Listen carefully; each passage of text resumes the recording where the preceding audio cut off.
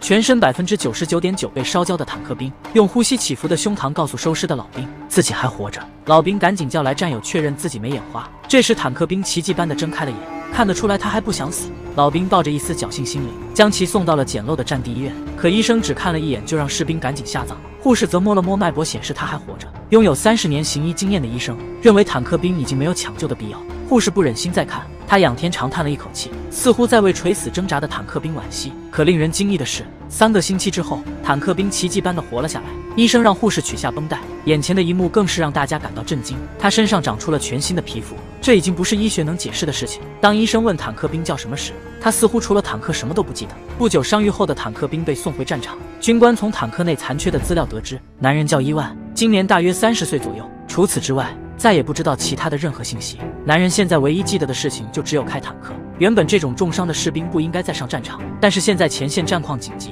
苏军也正是用人之际，恰巧又急需坦克驾驶员。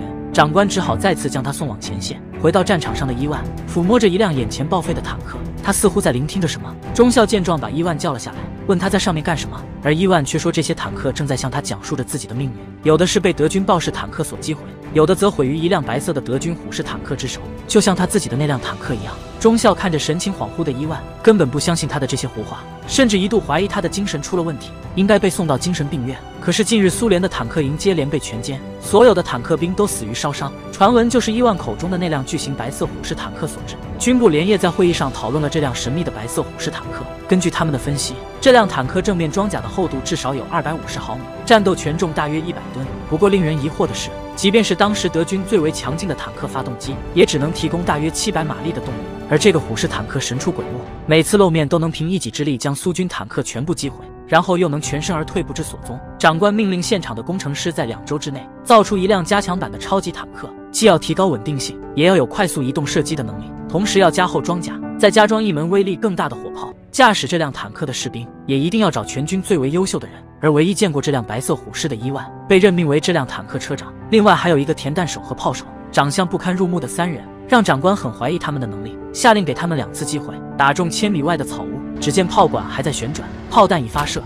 炮兵因为长得丑被长官怀疑能力不足，长官给他们2次机会，打中1000米外的草屋。只见炮管还在旋转，炮弹就发射了出去，一击命中目标。长官尴尬地表示还行。接着加强版的 T-34坦克一边快速移动一边发射，草屋瞬间灰飞烟灭，从此没有人怀疑他们能力。随后少校将 T-34坦克带到了一个沼泽地前，因为在前一天那辆白色虎式再度在这里现身，一举击溃了苏军的5辆坦克和4辆自行火炮，之后又消失得无影无踪。尽管苏军战士声称他们已经搜遍了附近的树林，但依然没有发现白色虎式的踪影。而一旁的伊万表示，那辆白色虎式就隐藏在这座丛林中，他请求少校再调来一辆坦克，以便引蛇出洞，而自己则会在暗处伏击。少校听信了他的话，随后伊万将 T-34坦克隐身在一座土坑中，并在外面做好了伪装，一切布置停当。接下来就开始了漫长的等待。不知过了多久，正在树林中闭目养神的少校猛地睁开了双眼，只见一根长长的炮管从树林中缓缓探出。少校拿出相机想要记录，让世人知道它的真实存在性，可相机像是被施了魔法一般，这个时候出现了故障。诱饵坦克快速向白色虎式移动，一炮打中，可炮弹又被弹上天，白色虎式迅速还击，诱饵坦克瞬间被点燃。就在这时，伊万驾驶着 T-34坦克跃出土坑，穿过灌木丛，向白色虎式的方位直杀过去。等虎式进入了射程之内，伊万指挥着队友连开2炮，分别命中了虎式的左侧履带和左侧装甲，但是并没有将其击毁。眼见虎式已经发现了自己，伊万将 T-34停靠在了废弃坦克身后。白色虎式向 T-34方向开炮，废弃坦克燃起熊熊烈火。然而白色虎式依然不停地开炮，眼看废弃的坦克要被击穿， T-34坦克借着烟雾迅速向后撤。可等他们出来时，白色虎式已经不在那里。射击手掀开了舱盖，将头探出，谨慎地观察了一遍，全然没有发现虎式的身影。可等他钻入舱内时，那辆虎式竟然神不知鬼不觉绕到了他们的身后，炮筒正瞄准着他们。射击手报告伊万虎式已经走了，但是伊万却非常肯定地认为他没走。话音未落，虎式一发炮弹袭来， T-34直接被报废。幸运的是3人全都幸存了下来，而白色虎式如同幽灵般再次消失。这场战斗之后，少校带人搜寻了附近的每一寸土地，依然没能捕获虎式的身影。他的车辙延伸到沼泽地前就不见了。如此笨重的钢铁之躯，要想穿越这片沼泽是不可能的。那么他到底去哪了？80辆自行火炮，80辆高射榴弹炮80门加农炮。随着一声令下，苏军的火炮和坦克同时怒吼起来，一发发炮弹射向了远方的德军阵地。经过这一轮炮火的洗礼之后，几十辆苏军坦克向着德军阵地冲了过去。苏军指挥官乐观地以为，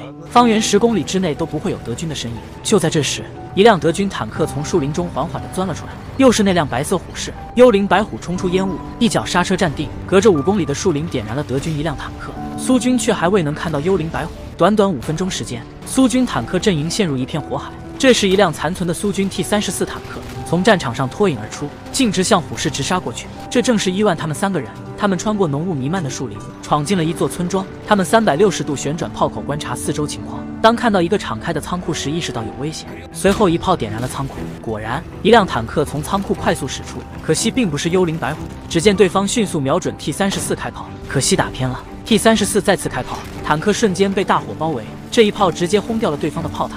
这辆坦克终于报废。T-34继续启动寻找幽灵白虎，突然伊万一果油门踩到底，驾驶着 T-34原地旋转看向后方，发现幽灵坦克就在不远处。他屁股后面冒着白烟，一副跃跃欲试的样子。T-34迅速开炮，结果打偏了。接着伊万调转方向向道路右侧的木屋驶去，直接将木屋撞翻在地，而虎式也立即调整炮口，又一发炮弹打来，木屋被炸得4分5裂。而 T-34已经在木屋的另一面瞄准开炮，这次终于打中，但杀伤力不够。T-34再次转移穿进另一个木屋，幽灵白虎瞄准发射，但是他上了伊万的当。借助幽灵白虎填弹时间， T-34坦克迅速冲出木屋，再次发射，正中幽灵白虎的炮台。幽灵白虎成了没牙的老虎。这下机会来了， T-34快速向幽灵白虎靠近，可惜一脚踏进炮坑里，淤泥堵住了炮管。